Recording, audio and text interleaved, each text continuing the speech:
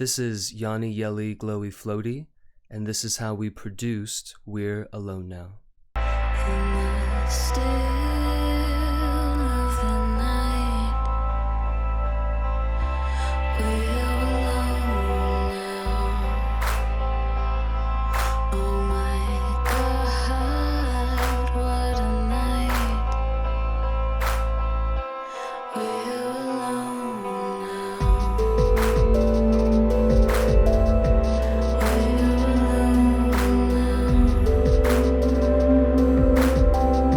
So where do we start with producing this song? We started with our production notes. In the music that we write, in the art that we make, we want to be intentional at every level, from the theme of the song, to the lyrics, to the chord progressions, to the structure, to, you'll see soon, what instruments go in the song, what the world or universe or vibe is of that sound palette, the arrangement, the composition.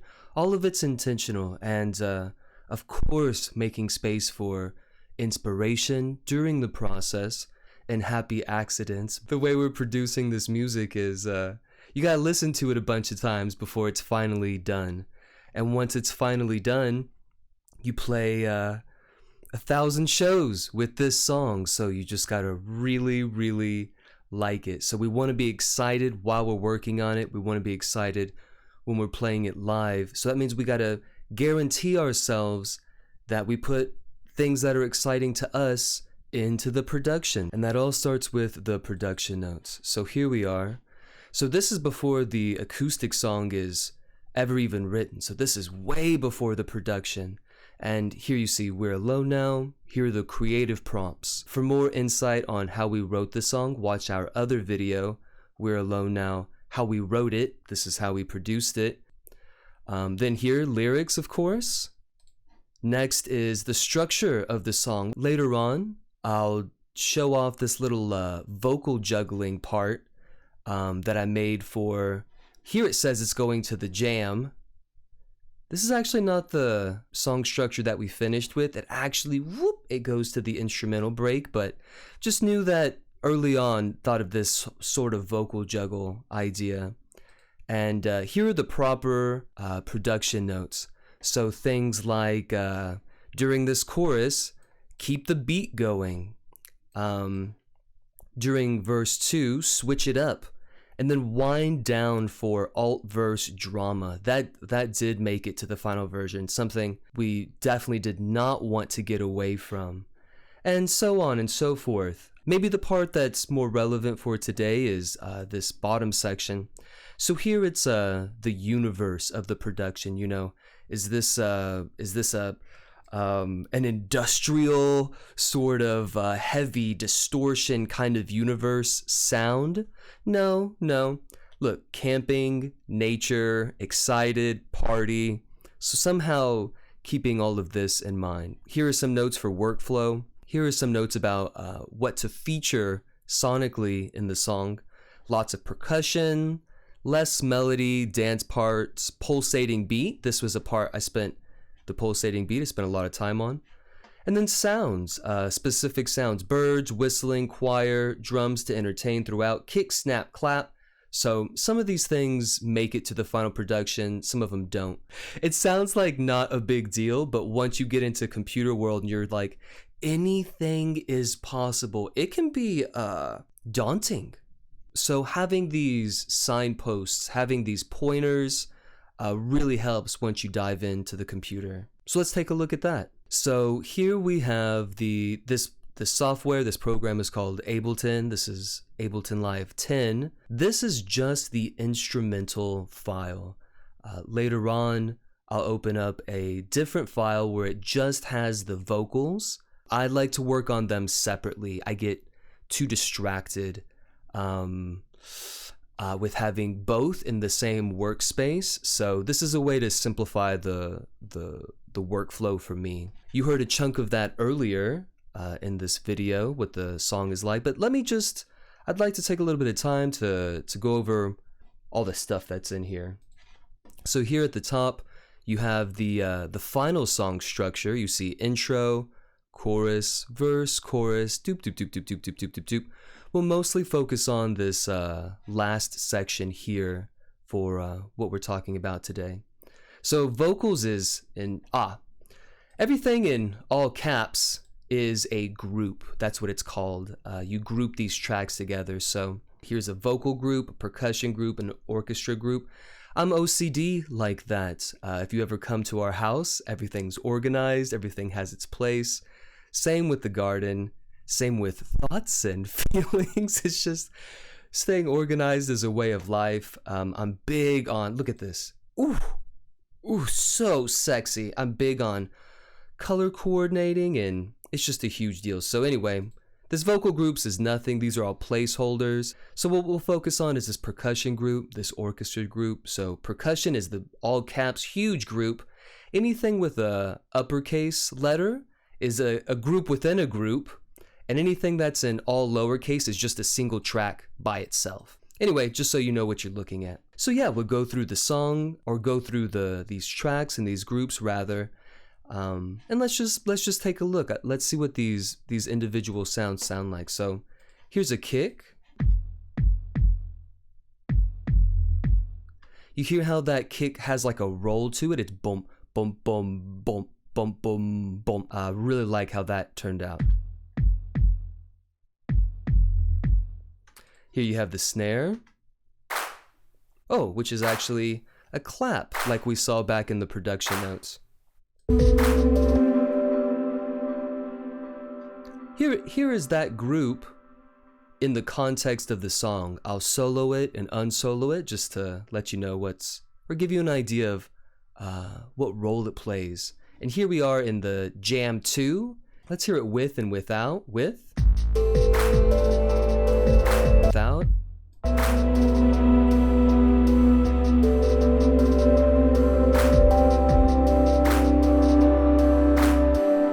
And this is just to give you an idea of what role all of this whole percussion group is playing. Let's listen to that same section again with and without percussion. Let's see what happens.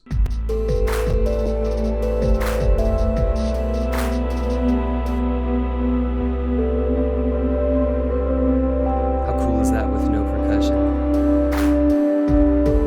And what about no orchestra?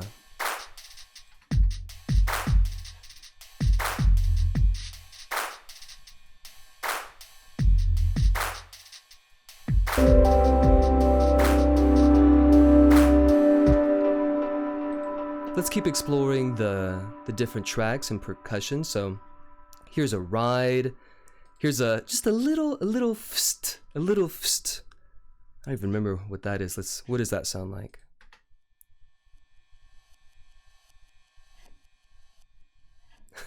Sounds exactly like a fst. Here we have a ride. This is a part I could talk a little bit more about. Can help. Here it is, spray can. Here it's getting helped. So for this, in today's modern music, the closed hi-hat, specifically in trap music, it's just everywhere all the time. Aren't you just tired of hearing that closed hi-hat sound all the time? I mean, it's great, but I'll do anything to not put a closed hi-hat in a song. So for here, I sampled an aerosol spray can. Let's listen to that individually. Here we go.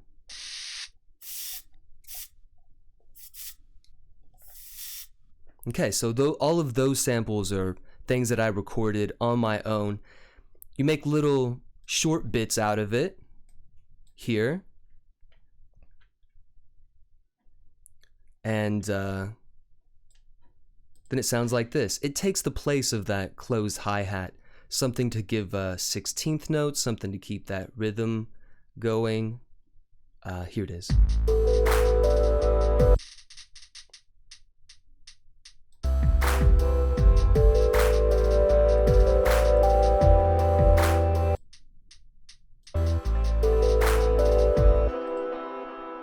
Pretty cool, huh?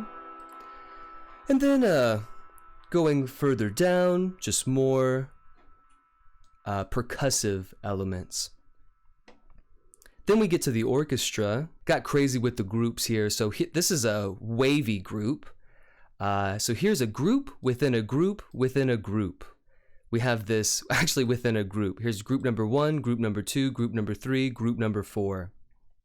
It's just so Ableton 10 lets you do this. You couldn't do it in previous versions, and I just love it for the organization. So this is my chance to talk about plugins. So anybody that's not familiar with what plugins are is think about the last time you went to a live concert. If a guitar player plugs his guitar straight into the amp, we can call that a clean sound. It just goes straight from the guitar to the amplifier. But often you'll notice that they have pedals, things that they step on and off with their feet to add distortion or chorus or delay. The guitar sound, once plucked, bing, has to pass through these pedals, through these effects. Then it travels to the amp, then it travels to our ears. So that's what these are. These are basically like guitar pedals. They're called plugins or effects. So here in this wavy group, I have this diffused long cascades with a little bit of EQ manipulation here. So I wanted this to affect this guitars group and this guitar subgroup. So without having to have this plugin, this effect on all of these individually, just murdering my CPU capacity, I just put it here and then it affects all of these. So when you hear this guitar,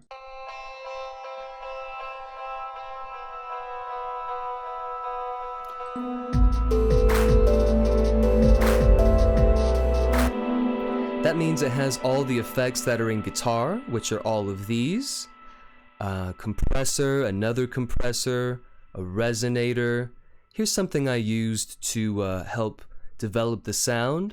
I could spend an hour just talking about a handful of plugins that I used on this song. So once again, you have all the effects from wavy group, all the effects from this guitar group, all the effects from this guitar subgroup. So when you finally get to guitar 3, which also has an EQ and a little bit of gain here, you hear all of those effects.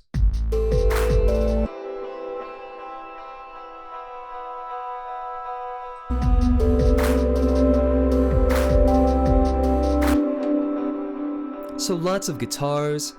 Here's a guitar scream, all appropriately named so. Sing guitar. What could that be? Low splash. And then some organ work. Let's see what that sounds like. Sounds exactly like an organ. So nothing to write home about, but when you layer it with the guitars, it really helps fill it out. Here we have the bass group. Looky here, more organs. Here's this organ solo is the melody that you hear. Bung bung bung bung bung bung. Let's listen to that by itself.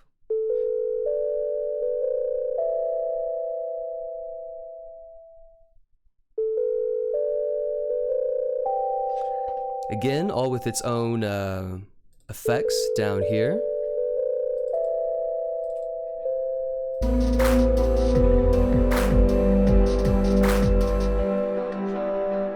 Okay, and let's spend a little bit of time talking about what's going on in this instrumental break. I love the excuse to write an instrumental break into the song as the producer for our group. And for the other parts of the song, you know, it's a lot of figuring it out. It's a lot of putting puzzle pieces together. I often think of it as a casing for the jewel. The jewel is the message of the song, which comes through in the lyrics, which comes through in Stephanie's singing, which is absolutely, without a doubt, the best part of what we have going on is Stephanie's singing. So I don't want anything else to get in the way. It plays a supportive role. But here in the instrumental break, there's no vocals, time to flex. Nothing to consider, just time to go crazy. Let's listen to that. We'll do a little give it a little entryway with this jam, and here we go.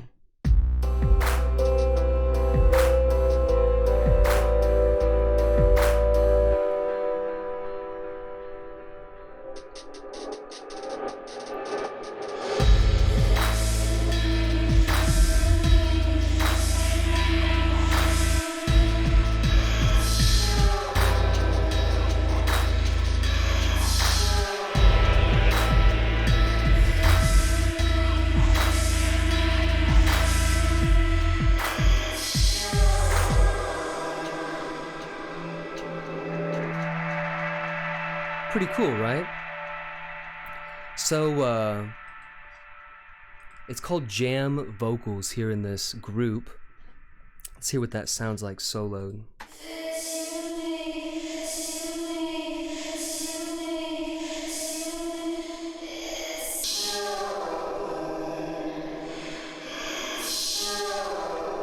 So, if you watch how we wrote this song is about an experience that me and Stephanie shared. It's about a memory we had. So when I'm thinking of what's going to make producing this instrumental break fun for me, I'm thinking, well, if we're writing a song about a memory, what if we used some sounds from our past? So this is Stephanie's voice from an album or a song we wrote like 6 years ago.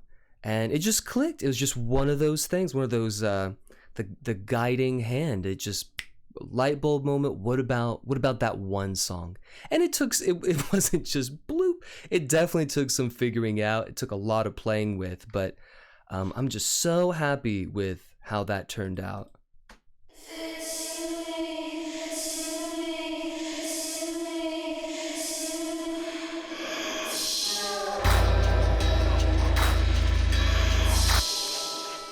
How cool is that? Okay, now we're opening up a new file. Before that was just the instrumental workings. So everything that you saw up until now, all those tracks, all those groups, all those plugins, it all got squeezed in to this instrumental. That's it. It's all right there, all consolidated, all squeezed together. So I can focus on producing the lead vocals. So what does that require? Lead vocal sauce, for starters. I won't, just like any great sauce, I won't give away the secret recipe. There's a lot to it, specific to Stephanie's voice, specific to the genre we're working in, specific to what's popular producing, recording, mixing techniques. Things our contemporaries are doing. So I won't share the secret sauce, but just to give you an idea, let me load up the sort of starter kit, because each song is a little bit different. The vocal sauce is just a pinch more salt, pinch more vinegar, a little less of this, a little more of that, but it's about 90% the same throughout the album. And it just, it took me a lot of time to create this vocal sauce, but once it's created, really working the sauce analogies. I bottle it, and now it's just kind of ready to go, ready to be dialed in for the future songs. Now, is this the vocal sauce? Are these what the vocals will sound like in our future albums? But probably not. I hope it does. I really like it today, but I've liked things in the past that I'm not crazy about today. So it definitely works for what we're doing in this album. Rich, expensive, appropriate. I couldn't be more happy. Anyway, here's the sort of starter kit. Look at all that. Bang! This isn't even all of the plugins, all of the effects, but just to give you an idea, that's my favorite reverb right there, Valhalla Room. So that's reverb and delay and, and does this make Stephanie's voice sound good? No, the expression is you can't polish a turd. You can't put crap vocals in, add a bunch of plugins, do a bunch of this, do a bunch of that, and it makes it good. It supports it. It it cleans it up a little bit. It just slight touches here and there, a tiny bit of makeup. It's just here and there, little touches. But when you add up all the touches with Stephanie's incredible voice, now you have something fucking amazing. So let's listen to what that sounds like. Let's go back to this chorus, leaving the instrumental break, going into the chorus. I'll solo the vocals and unsolo them.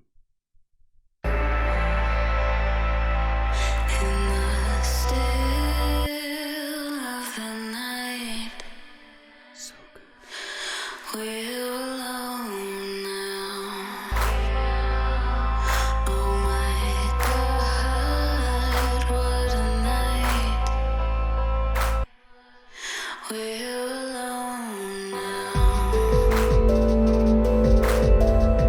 We're Pretty cool.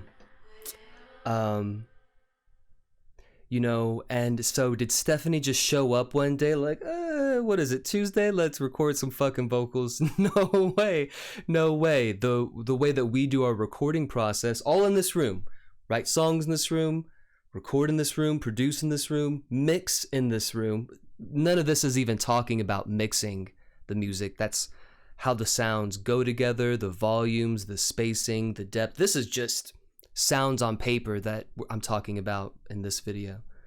But anyway, for the recording process, we schedule 3 days of recording and recording in the morning. So about 10 a.m., Stephanie comes in and does, you know, as many takes for the song. Let's say we're just recording this song, as many takes for the song until it starts out strong and have a few strong takes, and then it's kind of like getting kind of tired, and it's like, okay, let's stop it right there.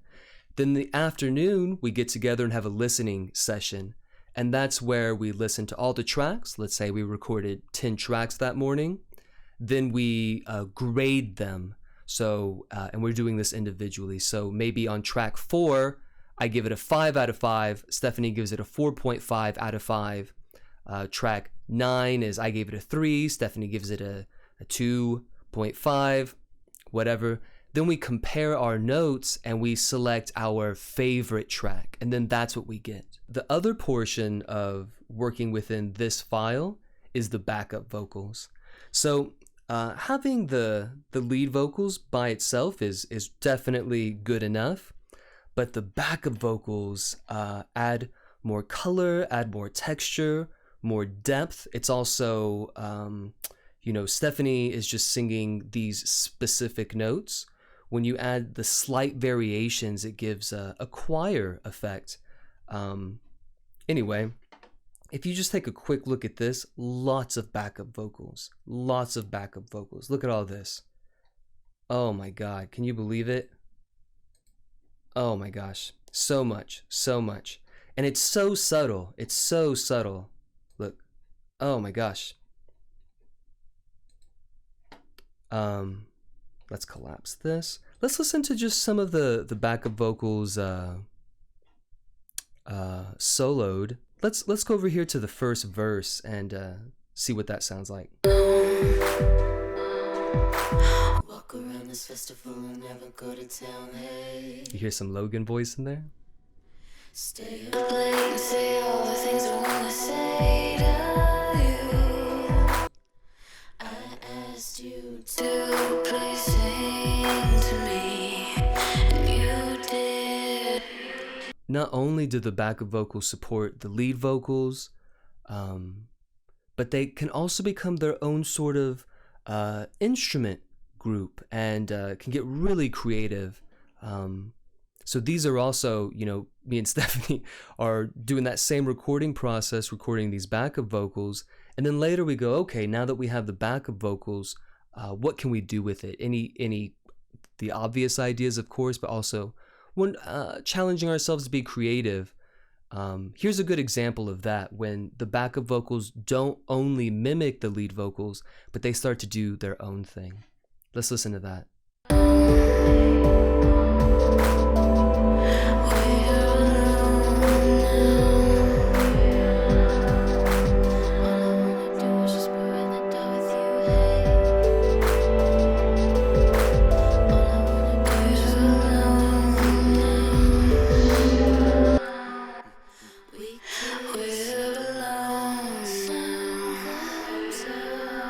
How fucking awesome is that? We're alone